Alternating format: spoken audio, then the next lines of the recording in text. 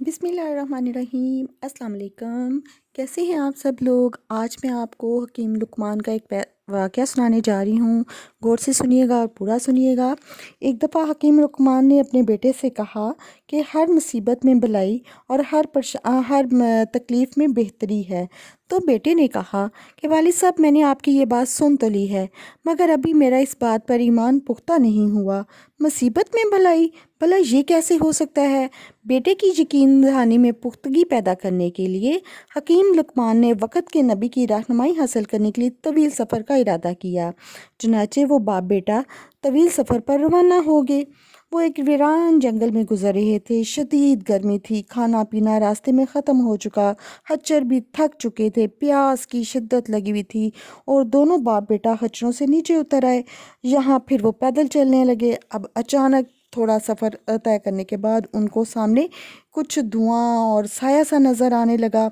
हकीम लुकमान ने गुमान ज़ाहिर किया कि शायद वहाँ कोई आबादी है, इसी तरफ चलते हैं। रास्ते में बेटे को ठोकर लगी और उनके पाँव में एक हड्डी इस तरह घुसी कि पाँव के तलवे से बाहर निकलकर ऊपर की तरफ निकल आई।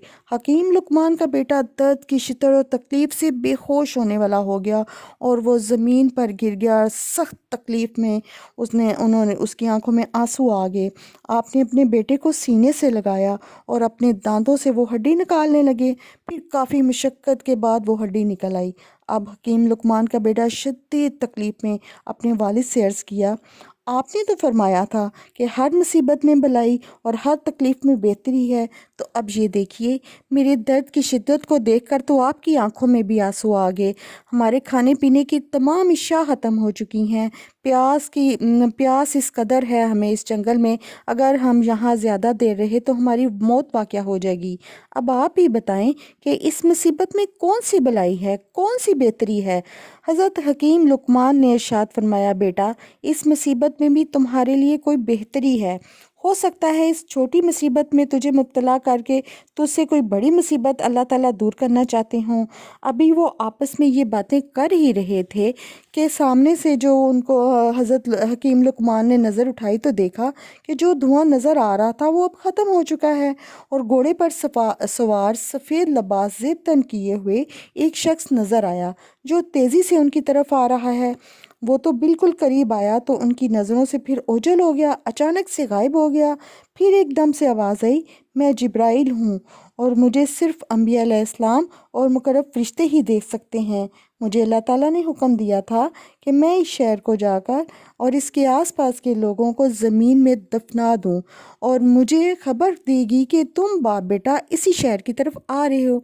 अल्लाह ताला ने तुम्हें इसमें दाखिल होने से रोकने के लिए आपके बेटे को आजमाइश में मुब्तला किया और उनके पाँव में हड्डी चुभ गई। इस छोटी मुसीबत के ज़रिए इस शहर में आने वाले लोगों के ऊपर जो बड़ी मुसीबत आई है, आप लोगों को इससे बचा लिया गया और शहर वालों के साथ हलाक होने से भी आप बच गए और इस बड़ी मुसीबत से भी अल्लाह ताला ने आपको बचा लिया। अल्लाह अकबर। फिर हज़रत जिब्राईल अलैहिस्सलाम ने अपना नूरानी हाथ इस लड़के के पाँव पर फेरा और इन बर्तनों पर भी फेरा। उसका पाँव बिल्कुल ठीक हो गया और बर्तनों में खाना भर गया और पानी भर गया। फिर दोनों बाप बेटे के लिए उन्होंने खाना खाया, पानी पिया, बेटे को सवारी के साथ साथ उठाया और चंद ही लम्हों में वो वापस इसके घर छोड़कर आ गए।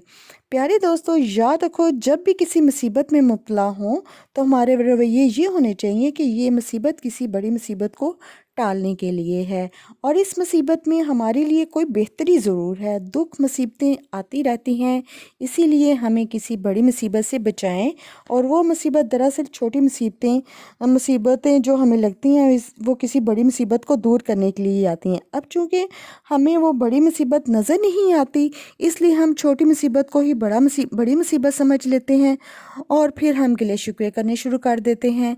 ये तकलीफ़ क्यों आई, ये मुसीबत क्यों आई, ये परेशानी मेरे लिए ही क्यों, आखिर में मैंने कौन सा ऐसा गुनाह किया है। प्यारे दोस्तों, अगर हम सब्र करना सीख लें تو ہمارے دو فائدے ہوں گے۔ ایک تو یہ کہ اللہ تعالیٰ ہم سے راضی ہو جائیں گے اور ہمیں اس آنے والی بڑی مصیبت سے بھی بچا لیں گے، اور دوسرا صبر کی برکت سے اللہ تعالیٰ جو ہمیں وہ مصیبت سے دور ہوں گے اور اس کا ہمیں وہ اجر بھی دیں گے۔ جیسے حضرت جبرائیل نے ہاتھ پھیرا اور لڑکے کا پاؤں بھی ٹھیک ہو گیا، اس کے برتن بھی کھانے سے بھر گئے اور انہوں نے اس کو سواری بھی دی اور ان کے گھر بھی چھوڑ کے آئے۔ تو اسی طرح وہ باپ بیٹا اس آفت سے بچ کے اپنے گھر سلامت پہنچ گئے، اس شہر میں ہونے والی بڑی مصیبتوں سے بھی بچ گئے۔ چونکہ حضرت حکیم لقمان نے اپنے بیٹے کو صبر کی تلقین کی تھی اور کہا تھا کہ بیٹا اس میں کوئی بہتری ہے، ممکن ہے کہ یہ مصیبت تم اس لیے آئی ہو کیونکہ تمہیں کسی بڑی مصیبت سے بچا لیا جائے۔ ہمارے نبی حضرت محمد صلی اللہ علیہ وآلہ وسلم نے فرمایا کہ اللہ تعالیٰ کے احسان کا تقاضا یہ ہے کہ تم بیماری میں اس سے شکوہ نہ کرو، مصیبت کو پوشیدہ رکھو، مصیبت کو چھپا کر رکھو۔ اگر مصیبت پر شکوہ نہ کیا تو مصیبت بھی ٹل جائے گی، اور جس مصیبت کو ٹالنے کے لیے وہ آئی تھی وہ بھی ٹل جائے گی۔ ایک روایت میں یہ بھی آتا ہے کہ اللہ تعالیٰ نے انسان کو چھوٹی تکلیف دیتا ہے، جب بندہ اس چھوٹی تکلیف پر شکوہ کرتا ہے تو اللہ تعالیٰ اس شکوے کی وجہ سے اس بندے کو بڑی تکلیف میں مبتلا کر دیتا ہے۔ یعنی پہلے تو وہ تکلیف چھوٹی تھی، لیکن اس سے شکوہ کیا تو اللہ تعالیٰ نے اس شکوے کی وجہ سے اسے بڑی مصیبت میں مبتلا کر دیا۔ دین کی بات کو پھیلانا صدقہ جاریہ ہے۔ اس نیت سے ویڈیو کو شیئر کریں اور لائک بھی کر دیجیے گا، کمنٹس بھی لازمی کیجیے گا، شیئر بھی لازمی کیجیے گا۔ آپ کو صدقہ جاریہ اس میں ثواب ملتا رہے گا اور میرا بھی بھلا ہو جائے گا۔ اس کے ساتھ ساتھ مجھے اجازت دیجیے جی، اوکے، اللہ حافظ، اپنا بہت سا خیال رکھیے۔